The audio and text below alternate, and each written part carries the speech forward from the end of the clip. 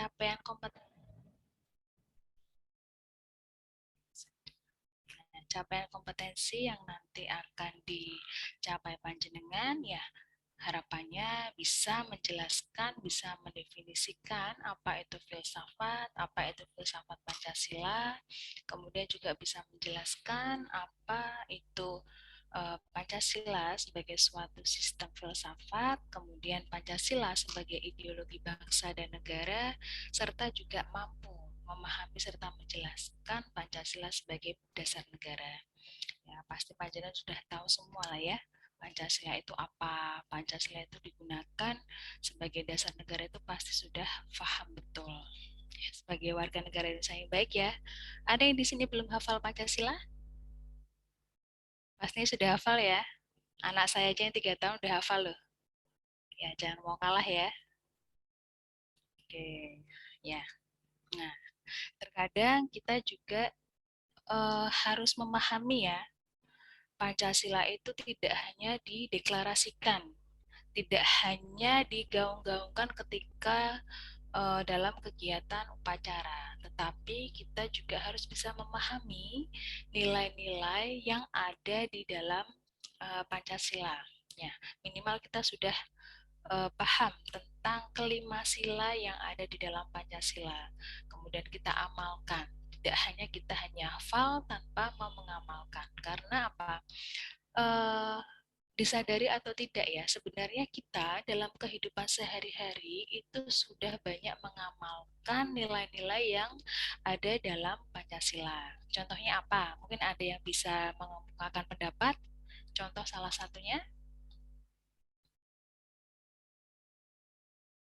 ada 5 tuh, ada banyak. Ada sila yang pertama, ada sila yang kedua, sila ketiga, keempat, dan kelima. Nah, dalam kehidupan sehari-hari kita tuh pasti sudah mengamalkan entah itu hanya satu atau bahkan kelima nilai yang ada di dalam sila Pancasila. Cuman kita tidak sadar, kita tidak menyadari itu.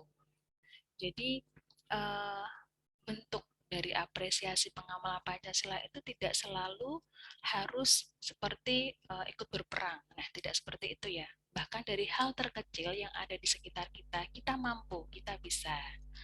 Nah, siapa? Ada yang bisa mencontohkan? Izin menjawab, Ibu. Ya, siapa ini ya? Dewi Salma. Mbak Dewi Salma. Oke, gimana Mbak?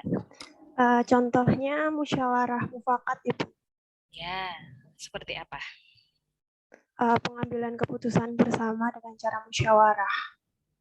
Kalau dalam kehidupan sehari-hari, contoh misal di dalam kelas mungkin.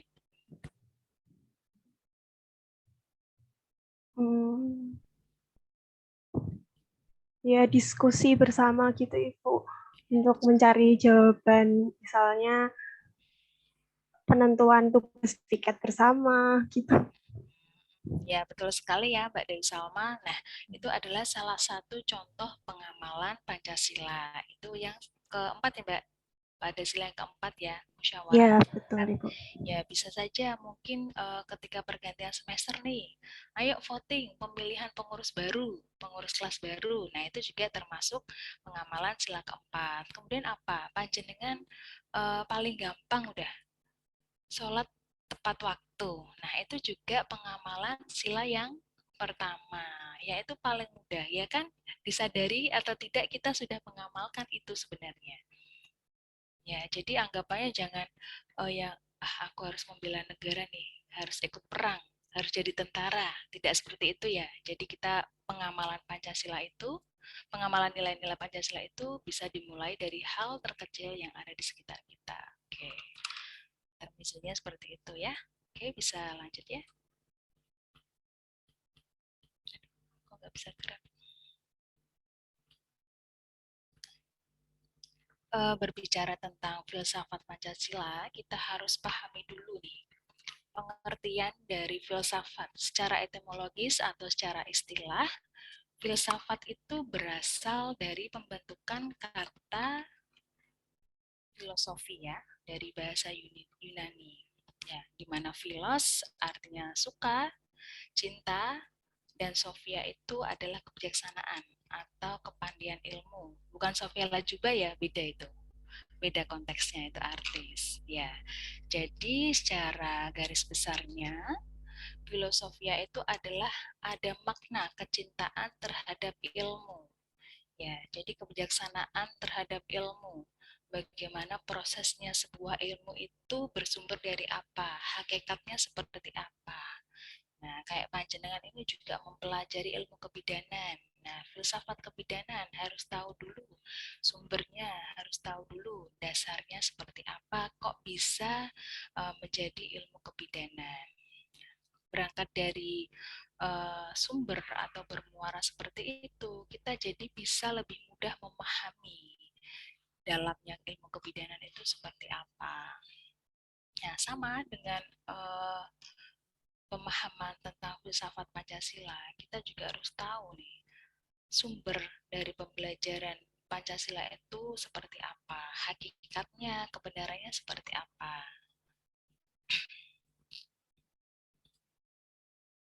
Nah, ini adalah pengertian filsafat dari beberapa ahli. Dari Aristoteles, filsafat merupakan pengetahuan yang mencakup kebenaran. Di dalamnya ada ilmu metafisika, logika, retorika, etika, ekonomi, politik, dan sosiologika.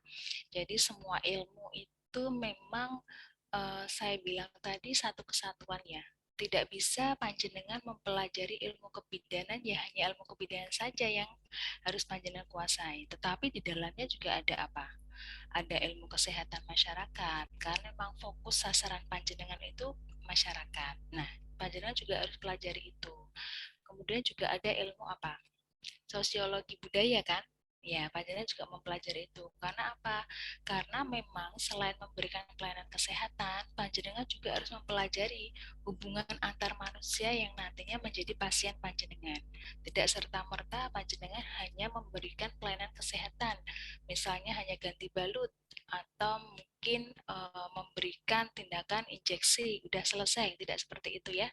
Tapi ada pengalaman belajarnya bagaimana panjenengan memperlakukan pasien, nah itu ilmu sosiologinya. Kemudian bagaimana panjenengan mempelajari budaya pasien agar bisa menyesuaikan pelayanan kesehatan seperti apa yang sesuai dengan pasien panjenengan. Nah, ini analoginya ketika panjenengan mempelajari ilmu kebidanan ya seperti itu.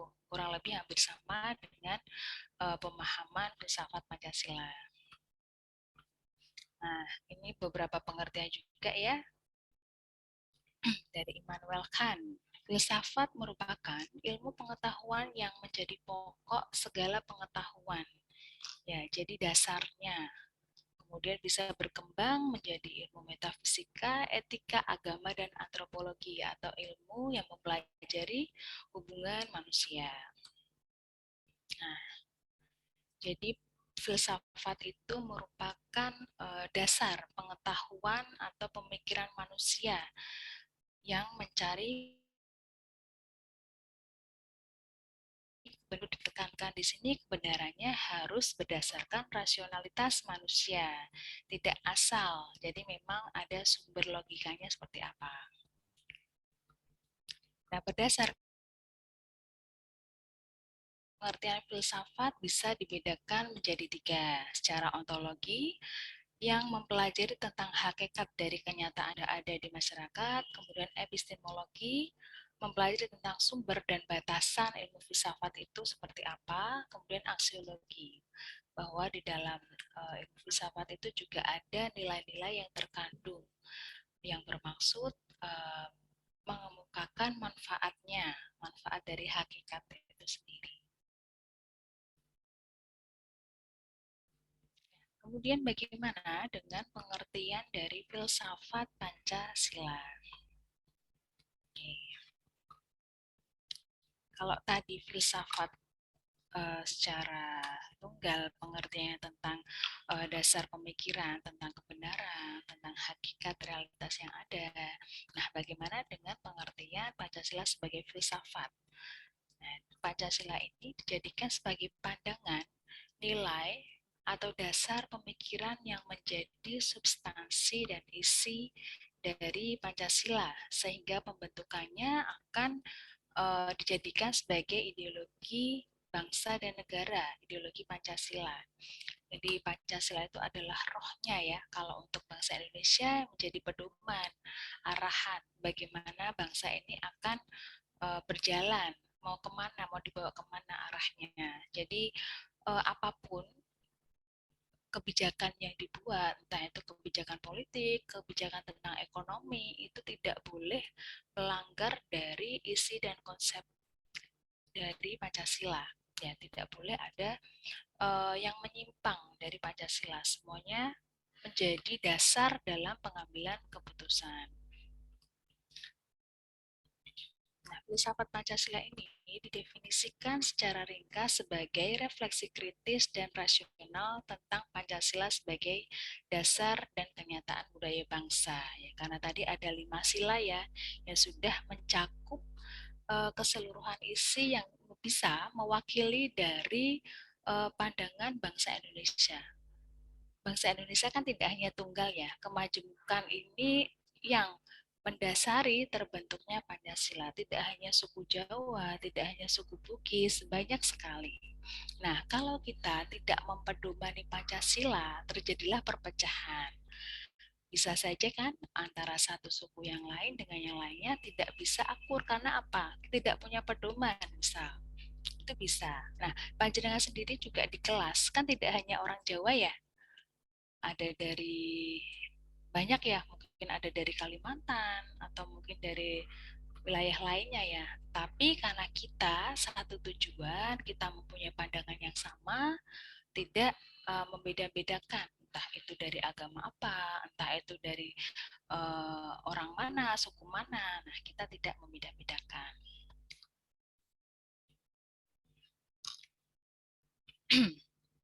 Sampai sini ada yang mau didiskusikan? Belum? Atau mungkin ada yang mau disampaikan? Oke, lanjut ya. Pembahasan mengenai Pancasila ini bisa dibedakan menggunakan cara deduktif dan induktif. Cara deduktif ini mencari hakikat Pancasila secara sistematis. Ya, kalau secara induktif, kita baru tahu gejalanya terlebih dahulu, kemudian merefleksikan bagaimana hubungannya dengan pengamalan sila-sila Pancasila yang ada di dalamnya. Kemudian ini adalah pengertian Pancasila sebagai filsafat berdasarkan landasan ontologis. Oke, kalau secara ontologis, penyelidikan Pancasila sebagai filsafat sebagai filsafat ini dimaksudkan untuk mencari hakikat dasar dari sila-sila Pancasila. Ya, walaupun Pancasila itu terdiri dari lima sila ya, tidak bisa berdiri satu sila saja.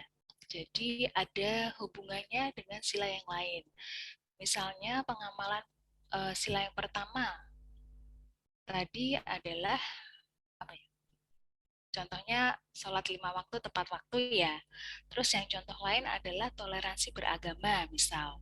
Nah, ini bisa nggak dijadikan sebagai pengamalan pada sila yang kedua? Bisa nggak kalau toleransi beragama? Kalau bisa penjelasannya seperti apa?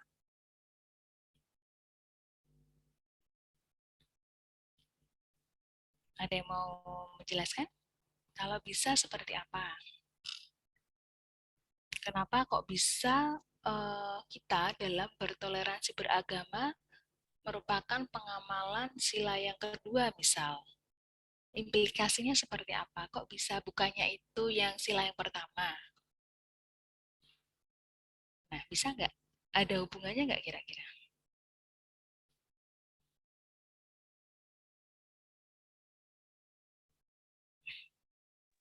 Ada Ibu. Iya, Mbak Mauladia ya. Gimana Ya. Mbak penjelasannya Mbak? Uh, Sila kedua Pancasila itu kan kemanusiaan yang adil dan beradab. Nah, contohnya itu saling menghormati atau saling tolong menolong gitu Bu antar umat beragama. Jadi itu kan Jadi apa Mbak? Di mute suaranya. Halo, Mbak, di-mute suaranya. Oh iya, maaf Ibu. Jadi kan itu eh, kayak toleransi gitu, Bu. Ya, toleransi beragama ya. Tadi memang secara garis besar itu masuk pengamalan sila yang pertama. Tetapi kalau kita tarik lagi, kita jabarkan lagi secara rinci, itu juga ada pengamalan dari sila yang kedua. Yang benar tadi yang disampaikan Mbak Maulidia, bahwa sila yang kedua itu juga menitik beratkan kita untuk menghormati atau menghargai orang lain. Nah, ketika kita sudah menghormati, sudah menghargai orang lain, terciptalah keharmonisan di dalam lingkungan sosial kita. Nah, ketika sudah harmonis, sudah selaras, maka terjadilah persatuan. Iya nggak, Mbak? Nah, itulah juga salah satu pengamalan sila ketiga juga bisa masuk. Jadi yang tadi saya sampaikan bahwa memang sila ketuhanan yang Maha Esa, sila yang pertama itu memberikan landasan kebenaran pengetahuan manusia. Tetapi ketika dirinci, ketika dijabarkan, itu tidak bisa berdiri sendiri. Memang yang sebagai dasar acuan utama memang yang sila ketuhanan, tetapi itu juga bisa menjelaskan berbagai sila. Satu sila dengan yang lainnya saling keterkaitan. Sampai sini paham ya? Oke, kita lanjut. Kemudian landasan epistemologis Pancasila. Ya, secara istilah ya, Pancasila dikatakan sebagai ilmu filsafat bahwa adanya upaya untuk mencari hakikat, bahwa Pancasila itu adalah dasar dari pengetahuan yang saya sampaikan tadi, bahwa Pancasila memang dijadikan pedoman ketika seorang pejabat publik memberikan kebijakan yang nantinya berdampak terhadap halayak ya, terhadap masyarakat yang luas, apalagi bangsa Indonesia ya, masyarakatnya banyak. Nah, ini yang menjadi pedoman ketika uh, decision maker harus membuat kebijakan yang harusnya tidak boleh menyimpang dari norma-norma, dari nilai-nilai yang ada di dalam ideologis bangsa, yaitu Pancasila. Nah, karena apa? Karena memang secara harfiah juga Pancasila ini tidak hanya sebagai pedoman pengetahuan ya. Selain itu Pancasila digunakan sebagai sumber hukum dari segala hukum yang ada di Indonesia. Jadi hukum yang ada misalnya pasal-pasal, undang-undang itu juga pedomannya di Pancasila, pada Pancasila. Karena Pancasila mempunyai rasionalitas yang tinggi sebagai kedudukannya ideologis bangsa, ideologi bangsa negara, pastilah semua kegiatan itu yang tadi saya sampaikan berpedoman kepada Pancasila, termasuk panjenengan juga ketika dalam kegiatan perkuliahan. Ya, mau tidak mau, panjenengan itu harus bisa berjalan beriringan ya, walaupun semua mahasiswa yang ada di dalam kelas itu tidak mempunyai keberagaman budaya yang sama. Jadi, Mbak, maaf, ada telepon. Tak dicek.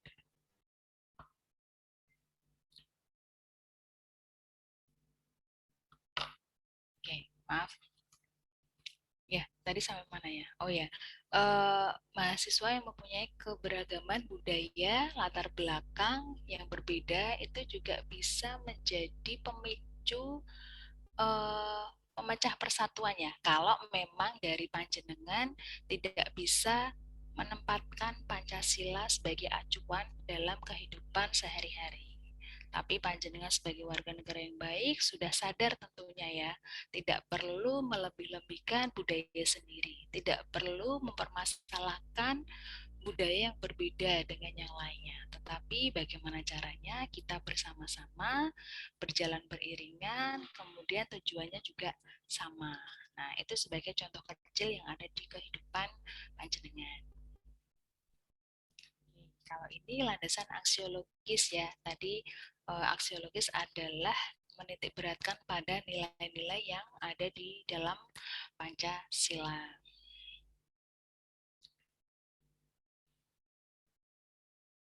di dalam pemahaman aksiologis Pancasila, terdapat 3 nilai yang memang harus kita pahami ya. Ada nilai dasar, nilai instrumental, kemudian nilai praktis.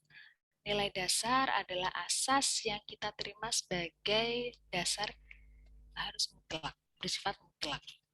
Jadi mau tidak mau ya itu yang kita gunakan sebagai asas rasionalitas.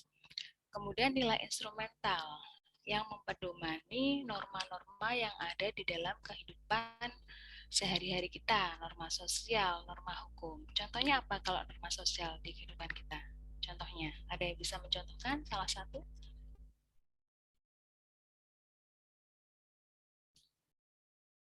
Norma sosial biasanya tidak terjabarkan secara tertulis ya, tetapi kita sudah ibaratnya sudah menyepakati bahwa oh itu tidak benar, oh itu salah. Nah, biasanya juga berdasarkan latar belakang budaya yang ada di masing-masing wilayah.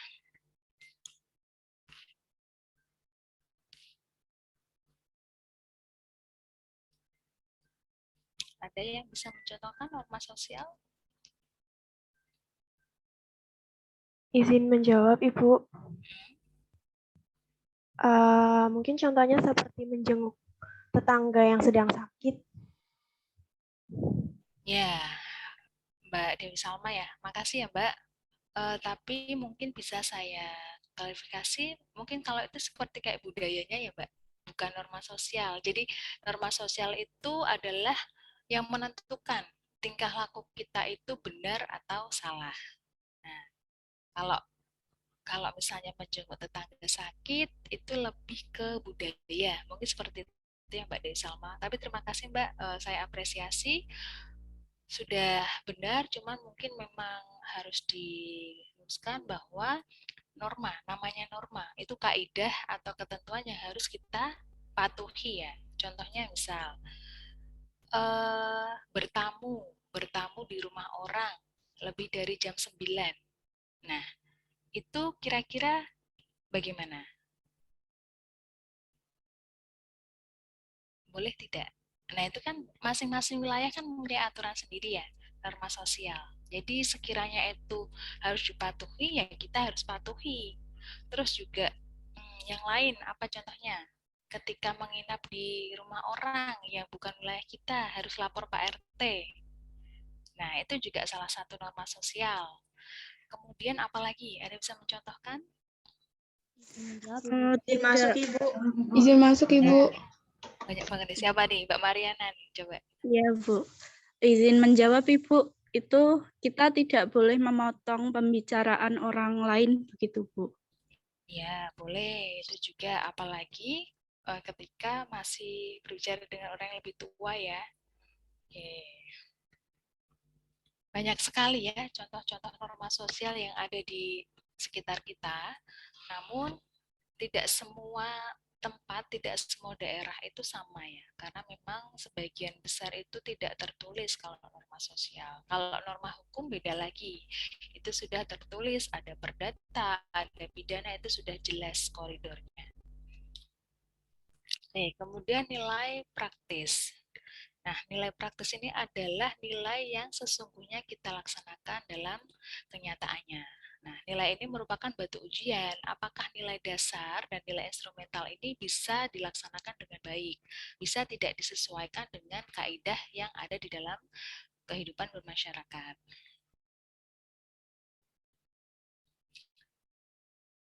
Berbicara tentang Pancasila sebagai ideologi bangsa dan negara, ya sudah pada tahu semuanya ya bahwa memang Pancasila digunakan sebagai ideologi bangsa dan negara. Arahnya sudah tahu, nafas dari bangsa Indonesia, falsafah dari bangsa Indonesia berpedoman kepada Pancasila. Nah, ini juga termasuk dalam cita-cita bangsa ya, dengan pengamalan kelima sila tersebut, harapannya bangsa Indonesia bisa hidup harmonis, hidup bersatu tanpa ada perpecahan. Nah, sekarang ini contohnya banyak sekali kejadian-kejadian yang berusaha untuk memecah persatuan bangsa Indonesia. Adanya radikalisme, adanya terorisme. Nah, ini salah satu bentuk penyimpangan yang tidak sesuai dengan Pancasila. Bisa dipahami nggak ania terorisme? Kenapa nih kok bisa membuat perpecahan? Ada yang bisa menjelaskan?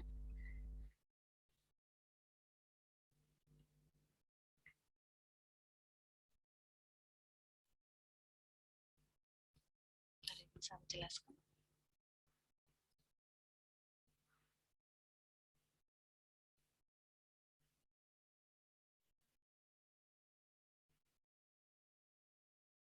Ya, karena kelompok terorisme ini mereka menggunakan ideologinya sendiri ya, pandangannya sendiri. Padahal kita sudah melalui konsensus. Kita sepakat bahwa ideologi bangsa kita adalah Pancasila, tetapi ketika ada ideologi lain yang tidak sama, yang menyimpang dari ideologi Pancasila, ini jelas bisa mengancam perpecahan atau persatuan bangsa Indonesia. Nah, jadi harus dipahami ya. Kemudian juga adanya gerakan-gerakan radikalisme. Nah, ini juga sebagai cikal bakal yang nantinya adanya gerakan terorisme. Nah, sekarang juga harus diwaspadai juga ya di kalangan apa ya komunitas akademisi ya seperti panjenengan mahasiswa, kemudian juga pengajar itu juga harus memahami betul landasan Pancasila. Jangan sampai masuk ke dalam paham-paham radikalisme ya, karena yaitu panjenengan itu sebagai pihak akademisi harus memberikan contoh ya. Salah satu generasi penerus bangsa yang baik, yang intelijen, yang kemudian mempunyai pengetahuan yang mumpuni, jangan sampai memberikan contoh yang tidak baik. Itu adalah gambaran dari paham-paham radikalisme. Jadi misalnya panjenengan mempunyai agama yang berbeda dengan temannya, ya sudah kita berjalan beriringan, jangan sampai memprovokasi, kemudian jangan sampai menyulut pertengkaran ya. Misal pun berbeda tidak masalah, toh kita juga mempunyai keyakinan masing-masing, seperti itu ya, saling menghormati, saling menghargai. Nah, di dalam ideologi ini dibagi menjadi dua, yaitu ideologi tertutup dan ideologi terbuka. Nah, untuk Pancasila ini adalah salah satu ideologi yang terbuka. Terbuka di sini dalam arti pemikirannya yang luas, fleksibel, dan bisa mengikuti perkembangan nasional yang dinamis. Tapi tetap harus tidak boleh menyimpang dari nilai-nilai yang ada di dalamnya.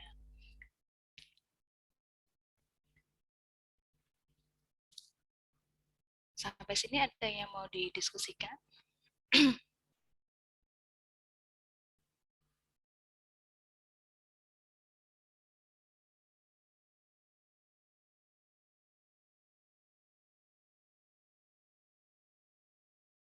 Dimensi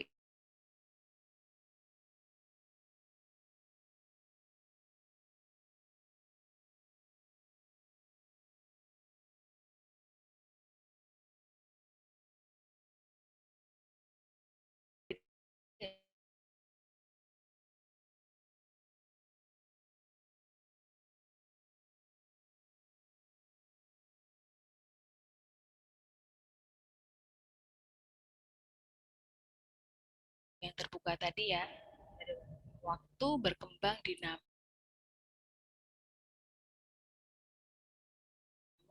pembangunan nasional. Kemudian faktor-faktor pendorong keterbukaan ideologi Pancasila. Ya, seperti yang dijelaskan tadi ya, pembangunan nasional itu tidak stagnan ya. Setiap tahun itu pasti ada perubahan, entah itu revolusi, entah itu evolusi. Jadi dinamika masyarakat ini selalu berkembang.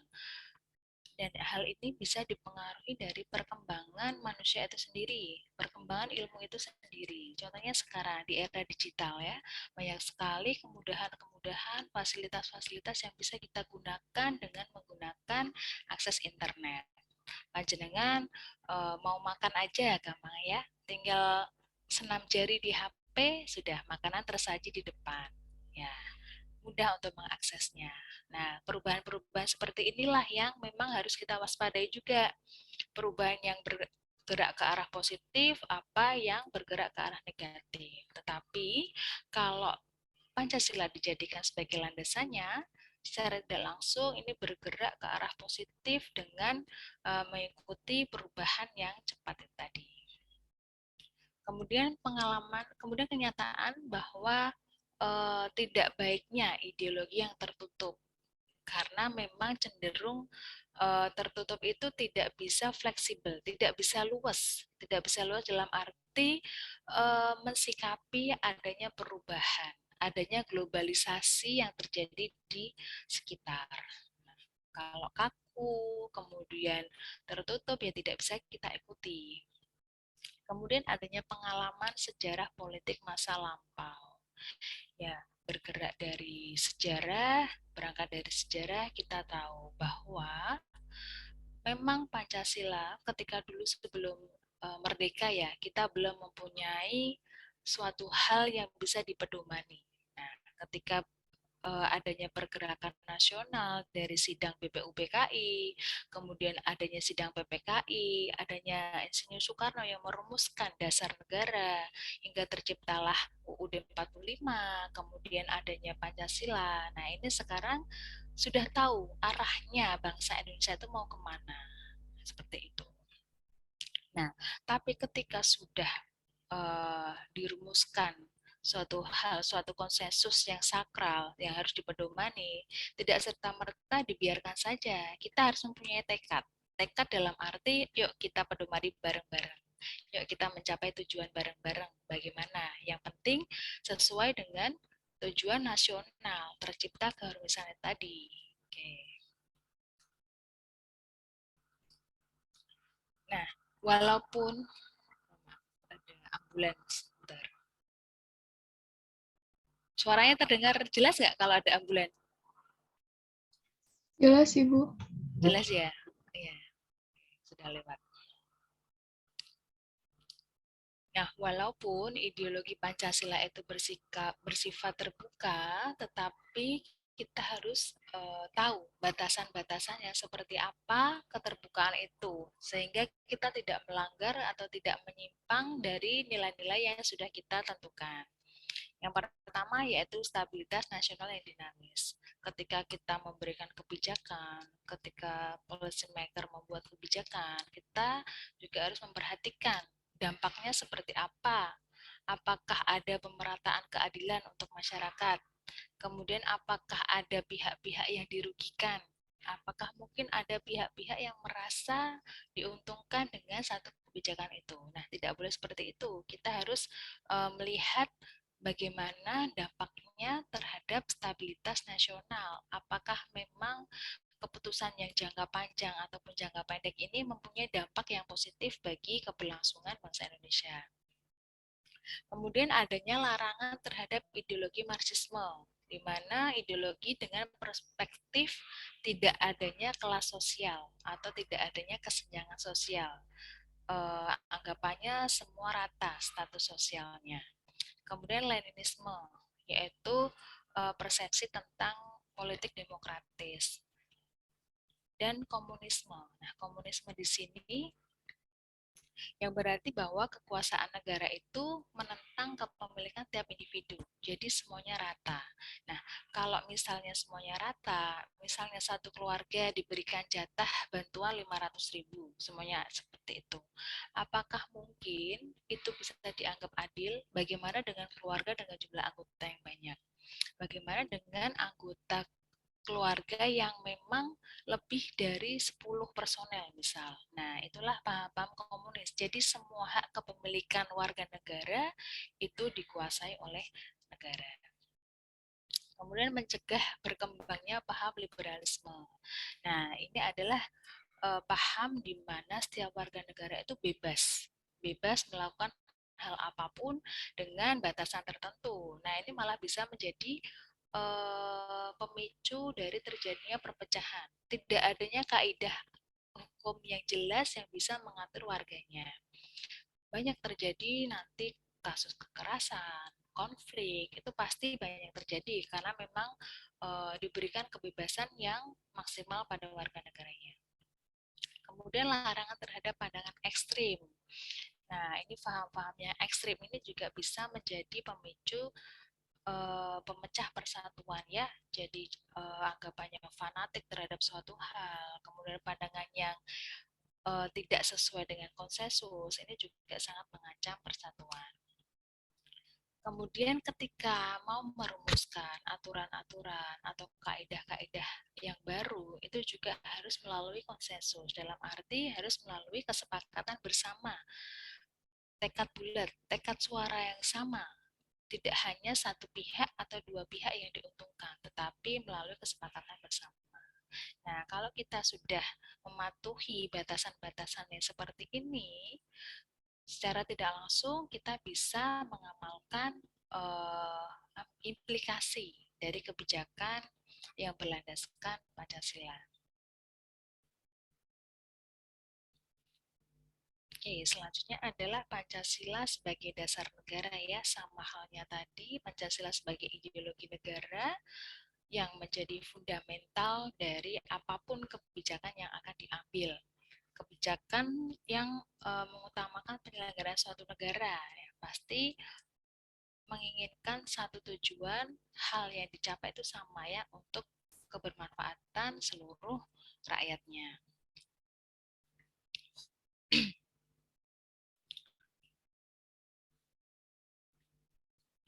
Nah, dasar negara juga harus bersifat fleksibel ya. Dalam arti tadi ya, fleksibel bisa menerima perubahan apapun yang terjadi, tapi tanpa harus menyimpang.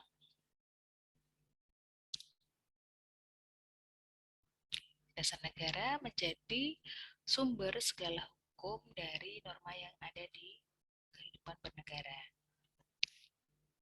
Nah, sumber yuridis, sumber hukum Pancasila sebagai dasar negara, karena memang Pancasila terdapat dalam pembukaan Undang-Undang Dasar 45. Ada yang hafal nggak pembukaan UUD 45? Mungkin tadi, mungkin dulu yang di SD, SMP pernah menjadi pembaca Undang-Undang Dasar, pastilah hafal. Ada yang hafal?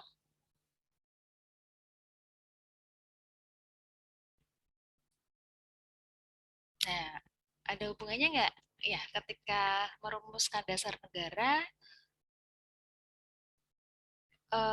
Insinyur Soekarno dulu ya juga merumuskan adanya ideologi yang terdapat di dalam pembukaan Undang-Undang Dasar. Jadi hubungannya seperti itu. Pancasila sebagai ruhnya, sebagai jiwa kebatinannya dari Undang-Undang Dasar. Jadi keduanya itu saling berjalan beriringan. Nah, ini sumber sejarah dari Pancasila. Kenapa bisa dijadikan sebagai sebagai dasar negara ya. Berawal dari sidang BPUPKI yang dulu dilaksanakan dari 29 Mei sampai 1 Juni, Insinyur Soekarno dan tim dan kelompok ya, panitia 9 kalau tidak salah, membahas rumusan dasar negara. Nah, kemudian juga ada pembentukan dari Piagam Charter, Piagam Jakarta kalau tidak salah pada tanggal 22 Juni 1945.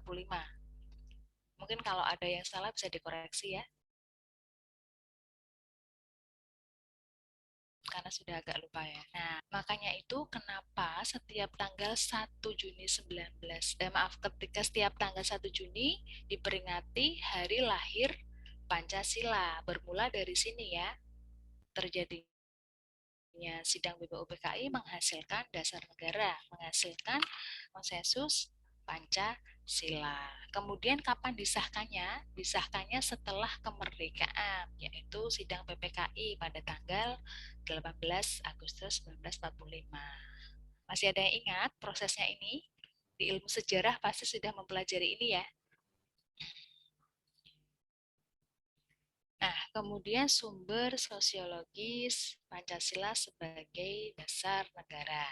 Nah, ini juga menitik beratkan pada nilai-nilai yang ada di dalam Pancasila. Yang pertama, nilai ketuhanan sebagai sumber etika dan spiritualitas bagi semua warganya. Jadi, negara menurut Pancasila itu harus memperlakukan semua warga negaranya itu sama. Walaupun dengan berbeda keyakinan, berbeda agama, harapannya negara itu bisa mengayomi, bisa mengakomodir semua agama. Jadi kita bisa lihat kan di Indonesia, ketika ada perayaan hari besar umat Islam misal, ada beberapa penjagaan dari polisi ya. Nah, itu apa tujuannya ya? Agar umat Muslim juga bisa melakukan ibadah dengan tenang. Seperti itu. Sama hanya ketika umat Kristen atau Katolik merayakan Natal, sama juga ada penjagaan. Jadi semuanya mempunyai sama. Bentar ya.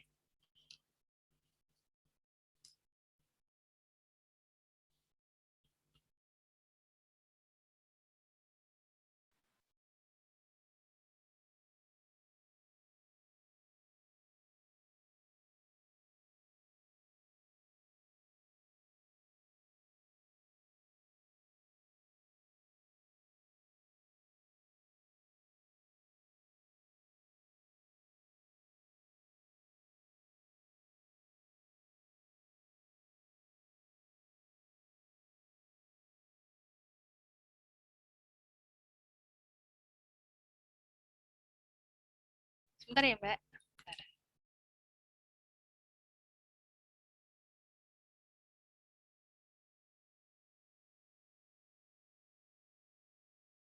Bentar, tak stop share dulu ya, Mbak.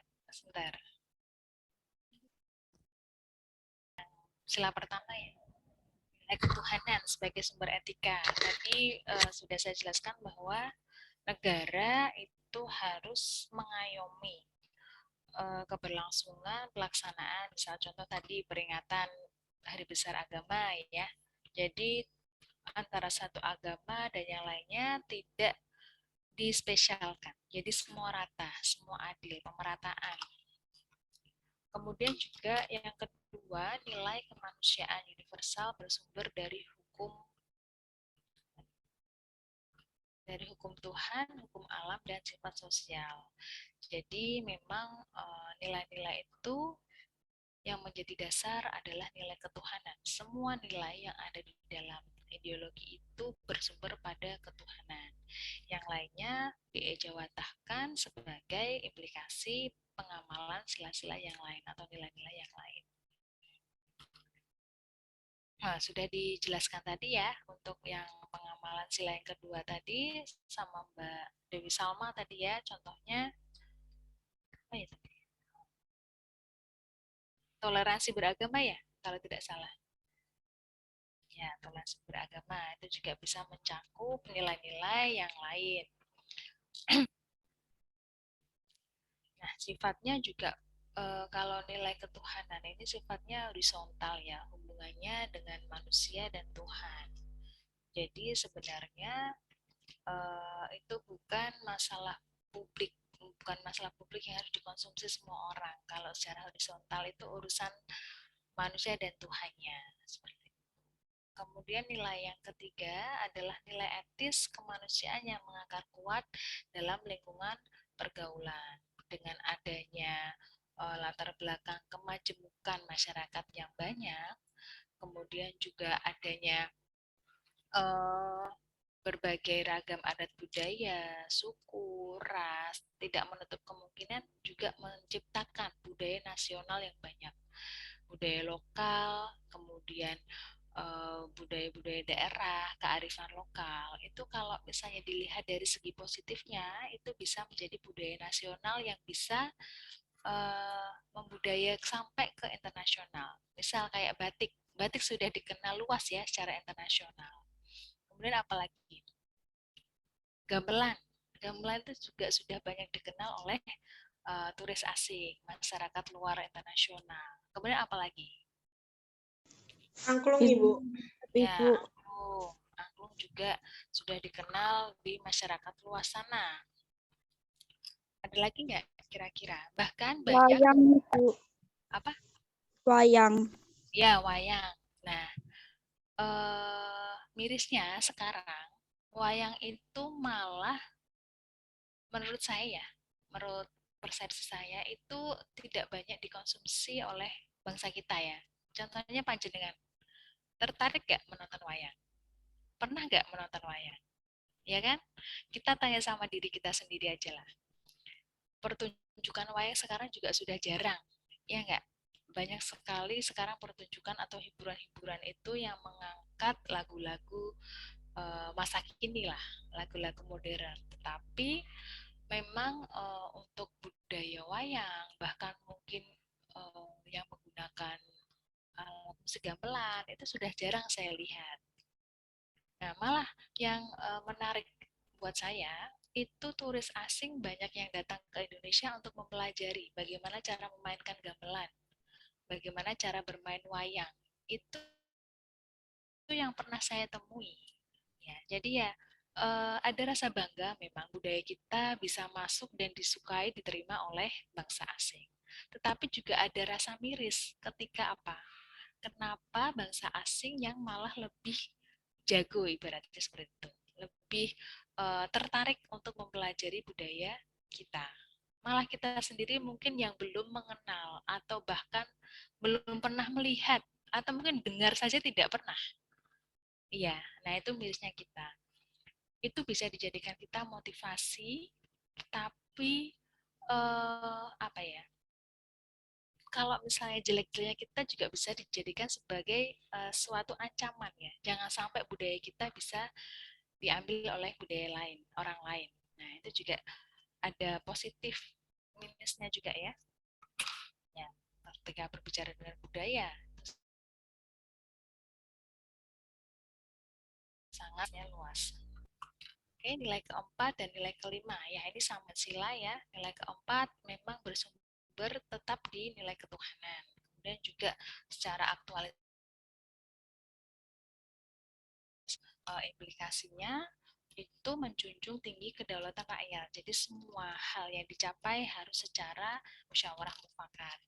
Kemudian nilai kelima, terwujud dalam pemerataan keadilan sosial. Jadi dalam ini adalah pemenuhan hak-hak secara adil dan merata bagi masyarakat Indonesia. Baik di bidang politik, kemudian di bidang sosial, di bidang ekonomi pastinya, juga yang di bidang budaya. Kalau ekonomi kita bisa melihat ya, bisa mengukur secara jelas. Oh, ini adalah masyarakat yang kurang beruntung. Kita bisa memberikan bantuan. Tapi kalau masalah sosial itu yang terkadang kita tidak bisa menyadarinya, tidak bisa melihat secara konkret. Sumber politis Pancasila sebagai dasar negara. Ya, memang seperti yang saya katakan tadi ya, di dalam perumusan kebijakan nasional oleh pemangku kebijakan, oleh decision maker itu juga harus membawa nama Pancasila di setiap kebijakan. Jadi tidak merubah konstitusi, tidak merubah konsep yang sudah ada di dalam Pancasila. Karena hal ini sangat penting ya. Sekarang ini juga banyak sekali pemerintah yang ingin mewujudkan good governance. Dalam arti kepuasan masyarakat itu adalah tujuan yang utama, perbaikan-perbaikan pelayanan di lembaga pemerintahan. Merasakan tidak panjenengan? Ya dulu mungkin dalam mengurus surat di apa kelurahan, kemudian surat di kecamatan, surat di dinas kependudukan, mungkin yang dulu terlihat sangat repot dan ribet, sekarang dimudahkan dengan berbagai fasilitas. Bahkan untuk mempermudah aksesnya masyarakat, ada MPP, Mall Pelayanan Publik. Pernah mengakses enggak? Pernah tahu enggak? Enggak pernah. Ya, mungkin belum ya. Jadi di dalam mall pelayanan publik itu memang sebagai bentuk dari good governance. Adanya transportasi, prinsip prinsip keterbukaan, kemudian prinsip akuntabilitas, kemudian prinsip profesionalisme, kemudian prinsip kejujuran, semuanya ada di situ. Karena apa? Memudahkan masyarakat untuk mengakses fasilitas di lembaga pemerintahan dengan waktu durasi yang cepat, kemudian adanya keterbukaan, transparansi, semuanya jelas, informasinya disampaikan jelas, tidak ada yang ditutup-tutupi. Nah, itu adalah salah satu bentuk good governance, MPP, mau pelayanan publik ya. Jadi misal panjenengan mau mengurus surat apa ya, tentang identitas kependudukan. Nah, tidak harus lari ke kecamatan dulu, baru ke kantor dinas kependudukan. Nah, di dalam satu tempat itu ada berbagai lembaga pemerintah dijadikan satu. Jadi lebih lebih menghemat waktu, menghemat tenaga juga tentunya. Nah, coba lihat di masing-masing kota panjenengan sudah ada belum MPP, Mall Pelayanan Publik. Nah, kalau di Kendal sudah ada ya, yang dekat alun-alun itu ada mall pelayanan publik. Jadi ketika mau mengurus sesuatu bisa di satu tempat. One day service, ya, one day service, one place service. Oke. Nah, tujuannya itu tadi mewujudkan good governance dan good clean governance. Nah, dalam arti clean governance ini mewujudkan pemerintahan yang akuntabel atau yang transparan. Ya, kalau dulu mungkin dalam mengurus surat aja ada tarikan iuran misal, kemudian ada pungutan liar. Ya, kalau sekarang semua transparansi ya, semuanya jelas terbuka. Sudah tidak ada pungutan liar untuk mengurus surat. Kecuali kalau fotokopi ya, nah itu kan memang kebutuhan masing-masing. Sudah tidak ada mengurus surat biaya segini, sudah tidak ada ya, pungutan liar sudah dihapuskan juga. Nah, esensi Pancasila sebagai dasar negara ya itu sesuai dengan kaidah penuntun ya, kita harus mempelajari bahwa yang ada di dalamnya itu merupakan implikasi-implikasi yang tertuang dalam setiap kebijakan. Nah, bisa dibaca sendiri. Oke. Terkait dengan kebijakan-kebijakan umum, politik, bahkan hal-hal yang berkaitan dengan penyelenggaraan negara. Nah, ini kedudukan Pancasila sebagai dasar negara. Pancasila sebagai sumber dari segala sumber hukum, kemudian juga Pancasila dan UUD 45 adalah hubungan yang Mbak Hikmah mungkin bisa di-mute. Ya, tadi sampai mana ya? Oh ya, Pancasila ruhnya berjalan beriringan dengan UUD 45. Hubungannya apa? Di dalam pembukaan UUD 45 itu terdapat Pancasila di dalamnya. Kemudian adanya perwujudan cita-cita hukum yang mendasar bagi negara. Kemudian adanya norma yang mengharuskan UUD ini diimplikasikan atau dilaksanakan sebagai pemegang teguh cita-cita moral rakyat. Kemudian juga Pancasila ini sebagai sumber motivasi dan semangat dalam penyelenggaraan pemerintahan. Seperti itu gambarannya. Sudah selesai ternyata.